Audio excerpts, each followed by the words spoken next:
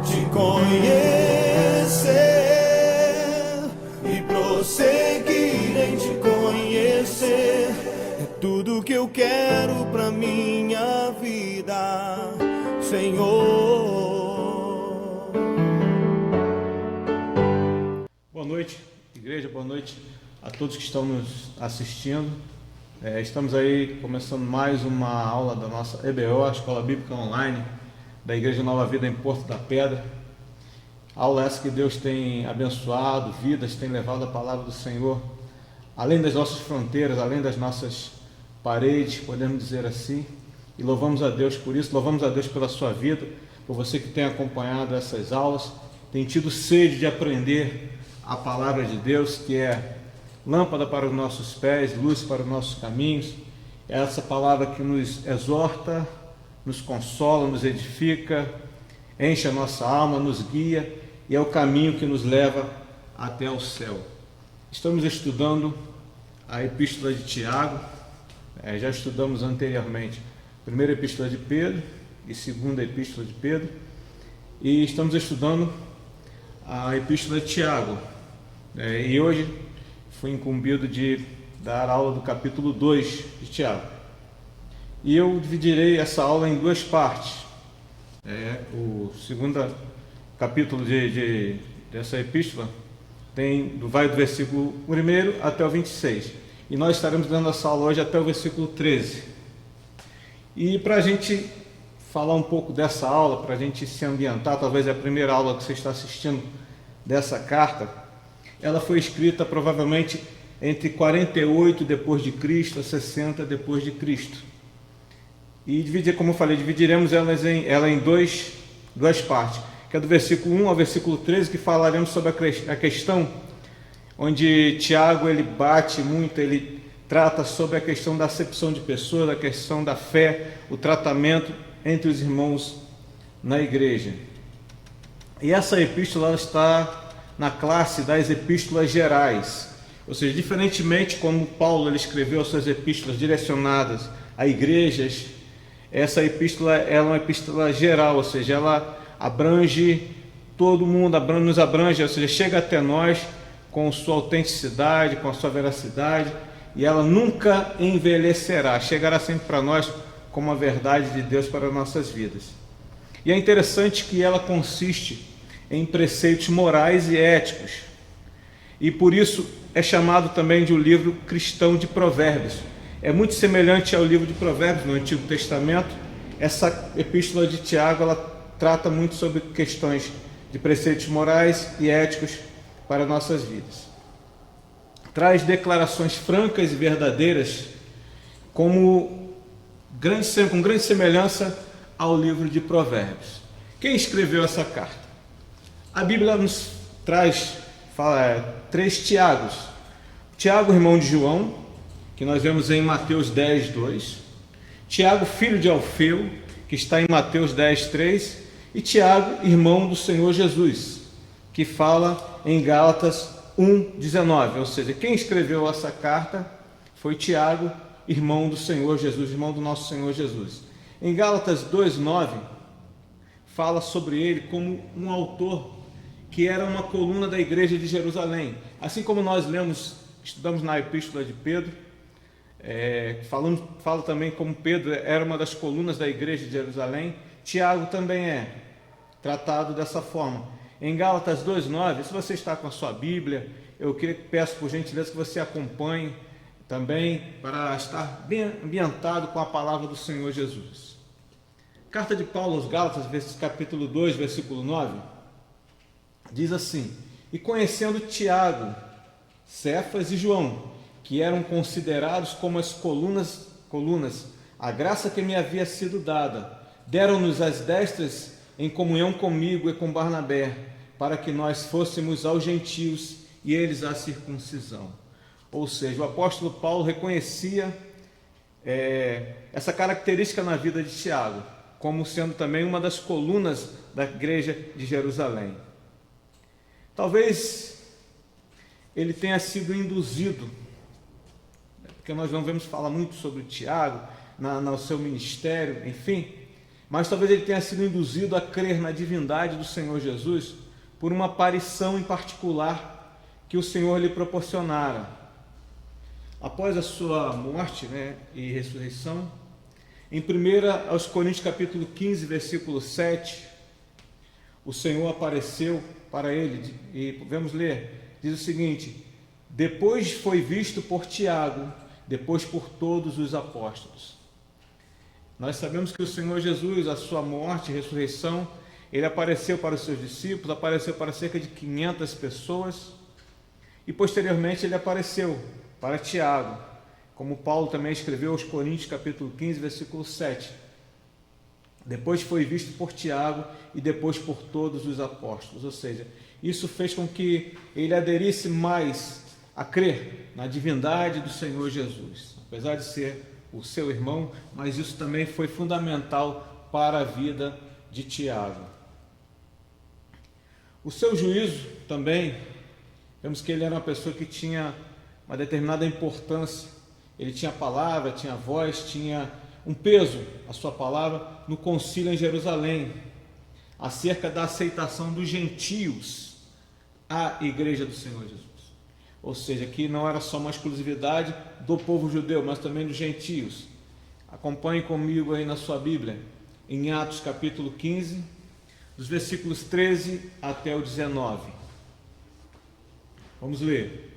E havendo-se eles calado, tomou Tiago a palavra, dizendo: homens, irmãos, ouve-me. Simão relatou como primeiramente Deus visitou os gentios para tomar deles um povo para o seu nome. E com isto concordam as palavras dos profetas, como está escrito: depois disso voltarei e reedificarei o tabernáculo de Davi, que está caído, levantá-lo-ei das suas ruínas, e tornarei a edificá-lo, para que o restante dos homens busque ao Senhor, e todos os gentios sobre os quais o meu nome é invocado, diz o Senhor, que faz todas essas coisas. Conhecidas são a Deus desde o princípio do mundo todas as suas obras.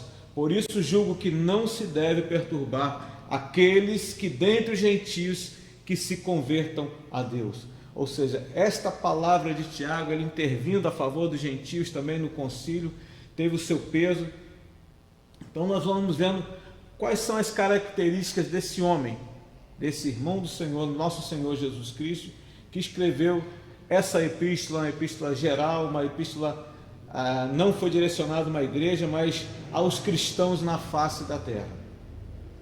E outro fator também fundamental, interessantíssimo, é que o Tiago, ele era um homem muito voltado à lei, e por sua piedade ele veio a ser chamado de Tiago o Justo. Tiago o Justo. Falaremos um pouco mais sobre isso no decorrer da nossa aula. E, infelizmente, como muitos foram martirizados, segundo o historiador judeu Flávio Josefo, Tiago ele foi apedrejado por ordem do sumo sacerdote Ananias. Ele foi apedrejado até a sua morte e martirizado dessa forma. Então a gente passou bem rapidamente algumas características acerca do Tiago, esse homem que escreveu essa epístola. E como falamos, estaremos estudando o capítulo 2, mas a princípio do versículo 1 até o 13, que fala sobre a questão da acepção de pessoas, o tratamento que deve ser dado àqueles que se chegam à igreja. E do versículo 14 até o 26, nós falaremos talvez desse aparentemente dualismo entre fé e obras, e parece até que a gente olha, será que Paulo fala uma coisa diferente do que Tiago fala? Superficialmente nós olhamos e parece que há uma discordância. Inclusive até Martinho Lutero achava que essa carta de Tiago, ela não condizia com os escritos de Paulo, mas depois ele chegou a uma conclusão que eram coisas distintas. Isso nós veremos na próxima aula, mas nessa aula nós falaremos sobre essa questão de como tratar os irmãos, a questão de aceitar os irmãos, a questão da fé que nós temos que ter e como que essa fé gera obras através do nosso comportamento, da nossa mudança de atitude. Então vamos ler o texto, Tiago capítulo 2, versículo 1 ao 13.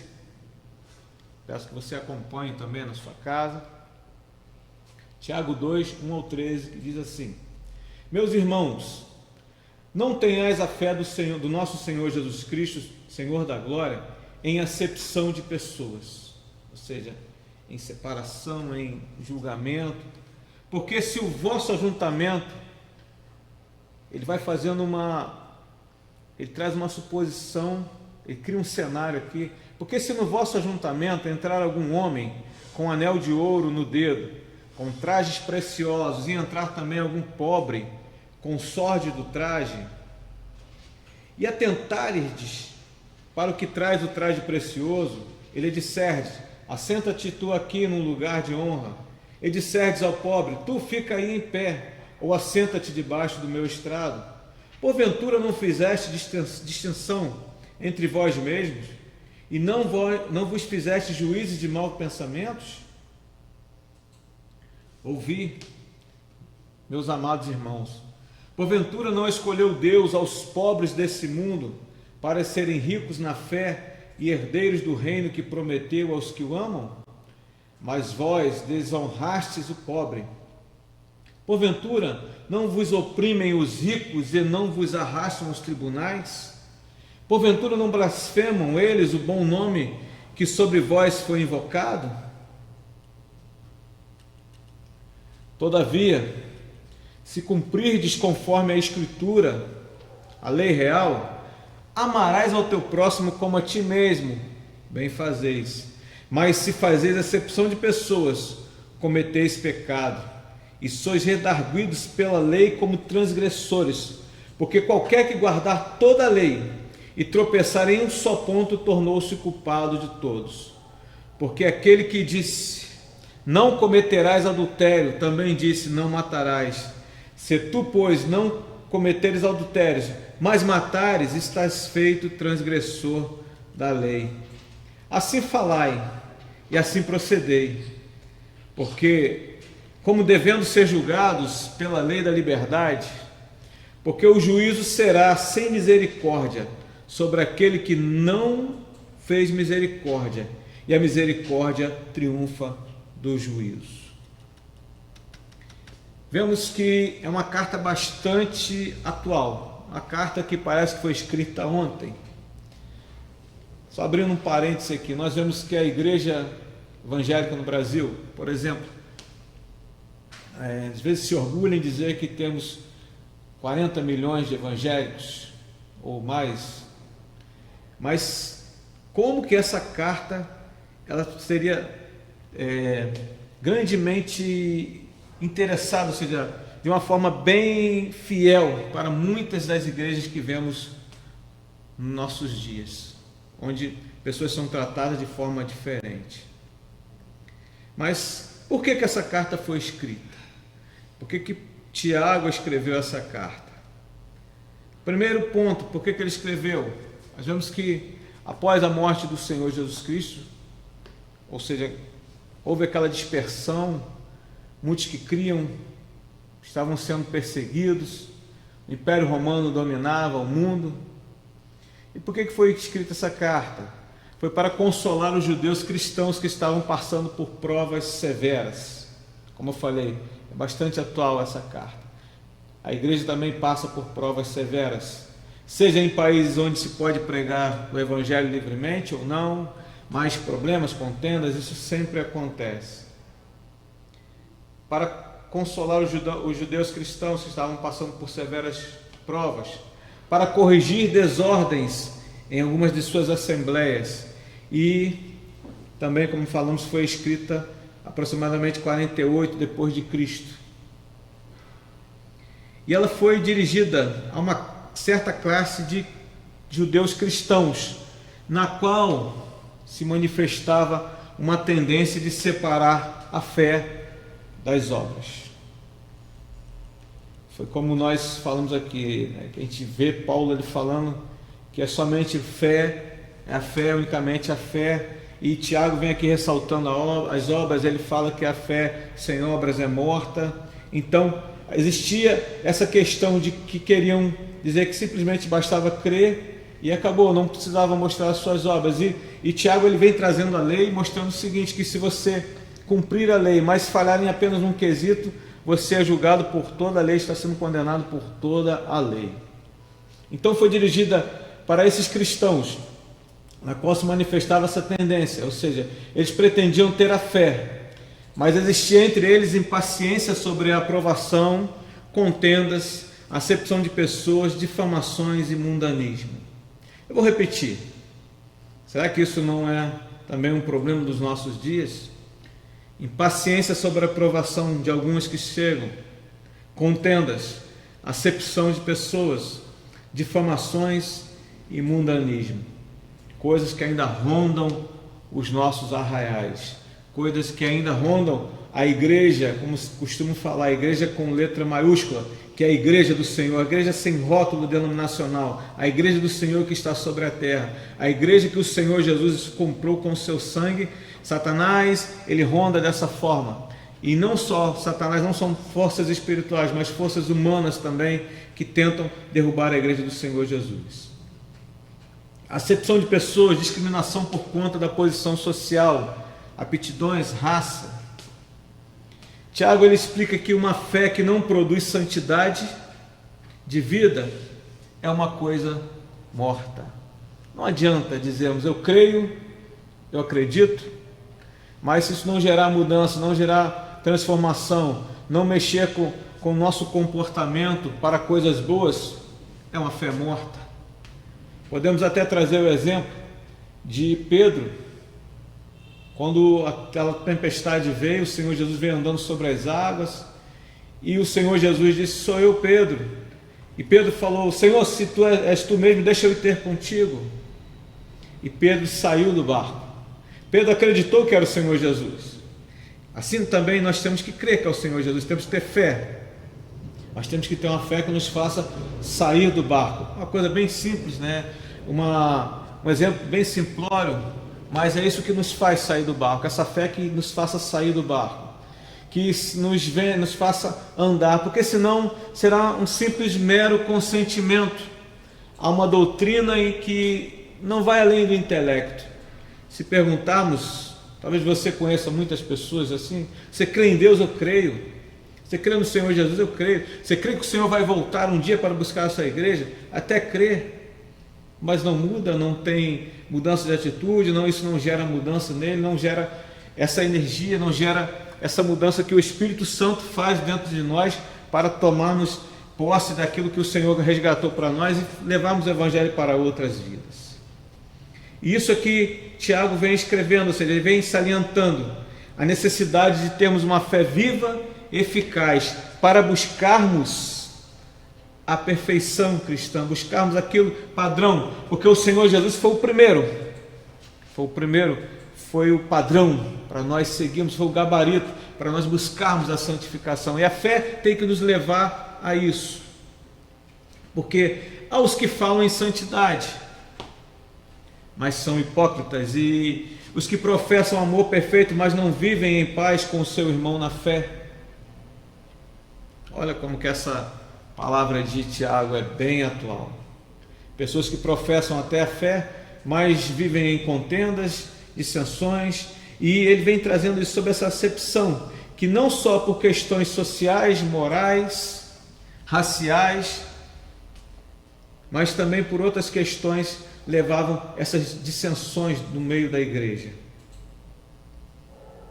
Existiu um movimento chamado antinomianismo. Foi um termo cunhado por Martim Lutero, que era definido como uma declaração sobre a dispensação do Evangelho da Graça. A lei moral é de nenhuma uso ou obrigação. Foi um movimento que surgiu, antinomianismo, que bastava somente ter fé. A graça, somente a graça e mais nada. E depois o próprio Martinho, ele viu que existia essa necessidade de uma fé que ela nos mostra somente, que não nos gere mudança, não gere comportamento, não nos leve a ter obras que agradem ao Senhor, é uma fé vazia.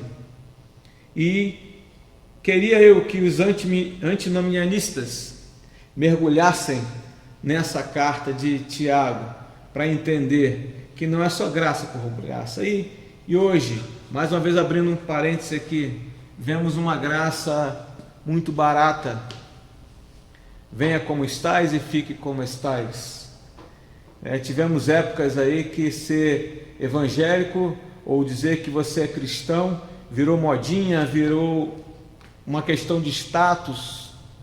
Mas como nós já falamos aqui até no começo, qual foi o fim de Tiago? Enfim, entre outros mártires, Pedro crucificado, apóstolo Pedro de cabeça para baixo, Paulo decapitado, enfim, homens que tinham o orgulho, se orgulhavam de serem participantes do sofrimento de Cristo, padeciam por amor ao Evangelho. Então essa fé tem que gerar em nós algo que a gente possa dizer: essa vida não me pertence mais, essa vida pertence ao Senhor. Amém? Essas epístolas chamam-se gerais, como eu falei, porque ela não foi endereçada a uma igreja em particular. Tiago, ele deixou bem claro que a fé cristã, ela não coaduna com prática de parcialidade, ou seja, de termos divisões, de fazermos grupinhos, de escolhermos A ou B, de escolhermos quem vai sentar mais à frente ou não vai, por questão social, questão moral, ética. Mas Tiago, ele chamou a atenção desses crentes para que atentassem para o modo de como Jesus, sendo o Senhor da glória, tratava as pessoas do seu tempo. Tiago 2:1: Meus irmãos, não tenhais a fé de nosso Senhor Jesus Cristo, Senhor da glória, em acepção de pessoas. Ele traz o exemplo do Senhor Jesus. Não tenhais a fé daquele que não faz acepção de pessoas. Não tenhais a fé daquele que não discrimina. Não tenhais a fé daquele que recebeu a todos de braços abertos. Não tenhais a fé daquele que morreu para salvar o pecador, aquele que não merecia. Não tenhais a fé desse Senhor com acepção de pessoas. Ele vem já rasgando o verbo aqui, mostrando: igreja, temos que ser diferente. Se amamos, se dizemos que temos um Senhor que morreu pelo mais vil pecador, pelo mais cruel, pelo mais sanguinário, não devemos fazer acepção de pessoas. Se morreu pelo pobre, ou seja, nós vemos que o Senhor, ele tratava as pessoas do seu tempo de forma diferente. E Tiago, ele fez um alerta interessante quando ele supôs uma reunião entre os destinatários da sua carta. Vamos ler do versículo 2 até o versículo 5. Porque se no vosso ajuntamento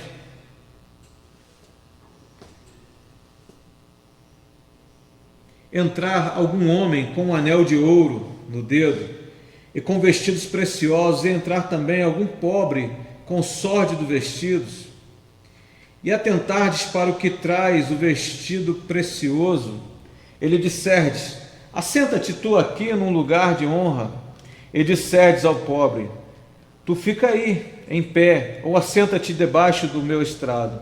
Porventura não fizeste distinção dentre de vós mesmos, e não vos fizeste juízes de seus pensamentos, de maus pensamentos, Ouve, meus amados irmãos, porventura não escolheu Deus aos pobres deste mundo para serem ricos na fé e herdeiros no reino que prometeu aos que o amam?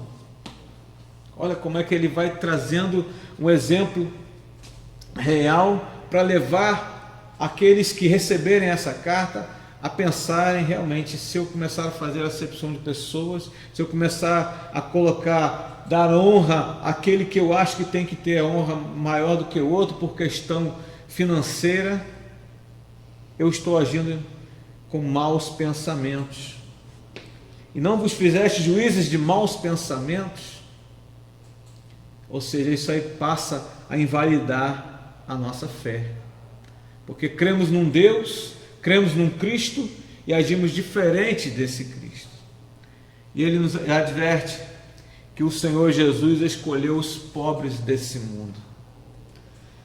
Isso aprendemos até no Antigo Testamento, como que Deus ele trata as pessoas. Assim vemos que a escolha de Deus é diferente da do homem. Por exemplo, vemos quando o profeta Samuel ele foi ungir um rei para Israel, e veio os filhos de Jessé, os mais fortes, os mais com mais características de serem reis, de serem aclamados rei. E Deus falou: não é esse, não é esse, não é esse. E o Senhor foi rejeitando, mas aquele que não tinha aparência, aquele que talvez ninguém dissesse que seria o rei de Israel, foi aquele que o Senhor escolheu. Aprendemos isso lá no Antigo Testamento, e o Senhor Jesus traz isso para nós também. E a igreja do Senhor Jesus, o que adianta dizermos que temos fé, mas se fazemos acepção, se discriminamos um ou outro e olhamos para a aparência? Mas Deus ele não olha para a aparência, ele olha de uma forma diferente. O próprio Senhor Jesus, em Mateus 11:25, ele diz: Pai, graças te dou, pois não revelaste essas coisas aos sábios e entendidos, mas sim aos pequeninos. Toda a cultura grega, helênica, os grandes filósofos surgindo no mundo, e vem o Senhor Jesus com parábolas tão simples, mas profundas, de uma mulher que estava lá varrendo a sua casa e perdeu a sua dracma, e o evangelho tão glorioso, tão majestoso é trazido para pessoas simples dessa forma, o valor que tinha aquela moeda para aquela mulher. Como a parábola das ovelhas, o homem que tinha 100 ovelhas, uma se perdeu, ele deixou as 99 e foi em busca dessa ovelha perdida. Não uma mensagem rebuscada, cheio de filosofia, cheio de comportamentos daquela época, cheio de intelectualismo. Não, mensagem simples. Essa é a mensagem do Evangelho. E quando nós pregamos, a igreja do século 21, também continuamos pregando esse Evangelho, o Evangelho do Senhor Jesus, um Evangelho que é simples, mas que penetra até a divisão da alma e do espírito. Na simplicidade o Senhor vem e fala. Da mesma forma como ele fala daquele homem que tinha 2 filhos, um desejou sair da sua casa, pediu sua herança, saiu, partiu, estava fora de si, mas um dia ele voltou a si e resolveu voltar para a casa do Pai. Esse é o Evangelho que nós pregamos. Esse é o Evangelho que Tiago estava buscando, batalhando para que não viesse a se perder, que não viesse a ser contaminado por essas pessoas que pensavam diferente, que agiam de forma diferente. O Senhor Jesus vem na sua simplicidade, Ele é o Senhor da glória, e vemos isso, irmãos. Você que está nos assistindo,